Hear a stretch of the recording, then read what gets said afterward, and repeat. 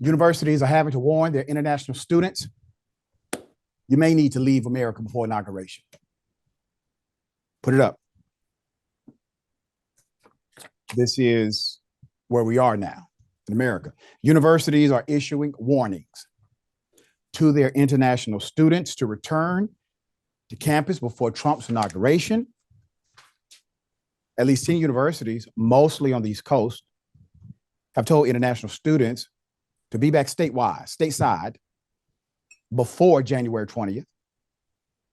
They include University of Southern California, Brown University, University of Pennsylvania, MIT, and others. Why? Because they fear if you're not, there's less protection available to you if you're somewhere else.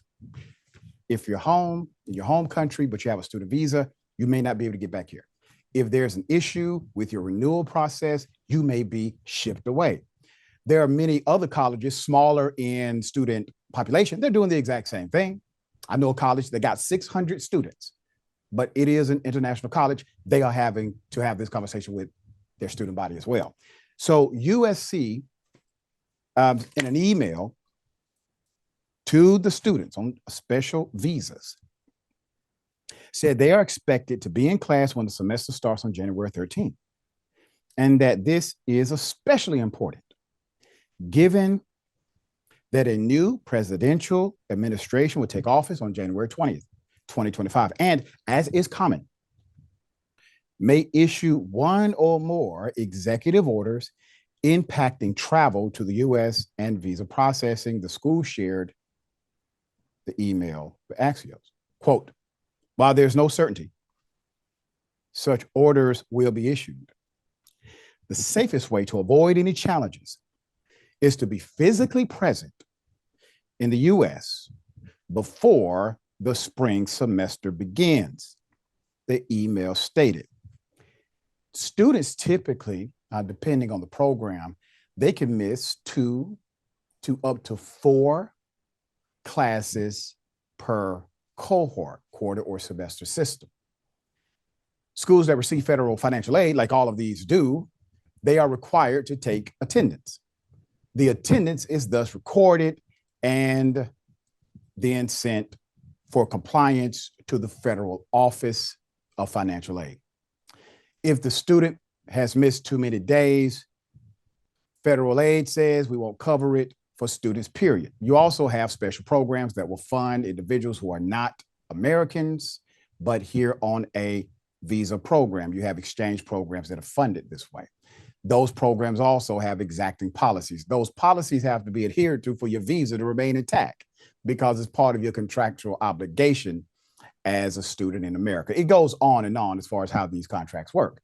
So if a government agency wanted to really start looking at the dotted I's and the crossed T's, it could become a problem, a real problem, because most who teach college students don't give a damn about that other stuff. They care about teaching, okay? They care about teaching. So now the paradigm has shifted.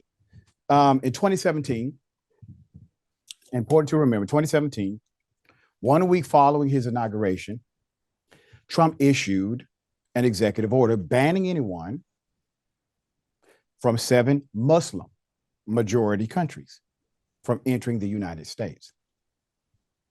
So you have Sarkhan Kandilat, director of the Abrahamic Programs and adjunct professor at the University of Connecticut, came to the US from Turkey in 2014 to get his doctoral degree.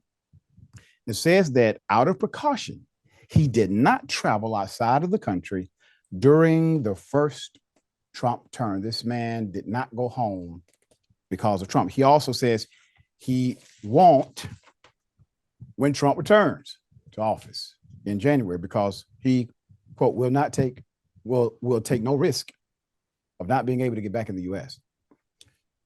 He also said, Cadillac, who has a student visa, says he has last visited Turkey back in 2021 and wishes he could go back so his family could meet his wife and 6-month-old daughter. Quote, it's not easy at all for me. for my family in Turkey. They want to meet her. They want to hold her. Let's talk about the contributions that these international students make to our overall economic market. There are roughly 1.1 million students from other countries studying in the US, according to NAFSA, Association of International Educators, a global nonprofit that advocates for international study. Those students contribute a whopping $43.8 billion to the US economy. They also often pay about triple the amount of tuition that state residents pay. And remember, if you are on an international visa, typically you do not qualify for federal financial aid. There are other outfits that will assist, but that's money. Even if it is a group that's paying it, that's money. That's money coming into the system. So they have this very net positive. They are seeking higher education. Higher education leads to more job opportunities, potentially higher revenue. You pay a higher taxation into the system. Everybody wins, right? I thought they cared about the economy, the budget, people working. All right, Wos, thoughts here? Just a couple of things. Immigration was a topic that was front and center throughout the entire campaign. Speaking of things that I disagree with Kamala Harris on, I hated that they ceded the ground to these damn Republicans on immigration and this idea that immigration is just a general net bad, and we need to be Republican light in our freaking policies towards immigrants. Yeah, I'm biased. I'm the child of two immigrants, whatever. I hated that they ceded that ground to the Republicans. Yeah. And so what I say that to say, like, Americans voted for this. This is what democracy looks like, guys. Like, I'm quite honestly, I'm sick and tired, especially at the federal level, of politics by theory and never by action, whereby these people get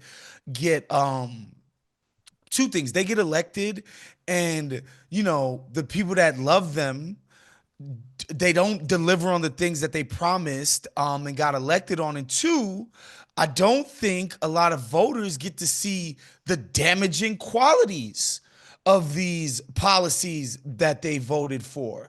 And so, look, I think Ivy Leaguers, people that work in big tech, Silicon Valley, those institutions, I think they're going to find a way to get the ear of the White House. They always do, no matter who the administrations are. And I think these international students from MIT, Harvard, UPenn, et cetera, I think they're going to get taken care of. But what I do think, and I think a lot of progressives disagree with me on this, I think Americans need to see this damn mass deportation, racist ass immigration policy in practice. I think people need to see these ICE agents pulling dudes out of their pizza parlors while they're eating with their family or their favorite restaurants. They pulling these undocumented people, grabbing them and arresting them and throwing them into vans while they're doing this. Americans need to feel the pain of our freaking food prices, because the agriculture industry, it's mostly undocumented workers. And they're keeping these prices down. You're going to see a spike in prices. And I think all these people who think they love deportation policy and want to see all of these immigrants get out of here, I want to see them actually believe this, seeing this in practice. I really do think it's important. I know it's going to be painful for the actual undocumented people, and I hate that.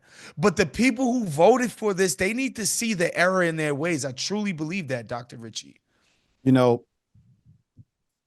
I agree with you in this context. A wise man told me one time that experience is a great educator, but learning by experience is not the best way to learn. Learning from the experience of others before you is the best way to learn. But if you fail to do that, experience will become the ultimate way you learn. And he was correct.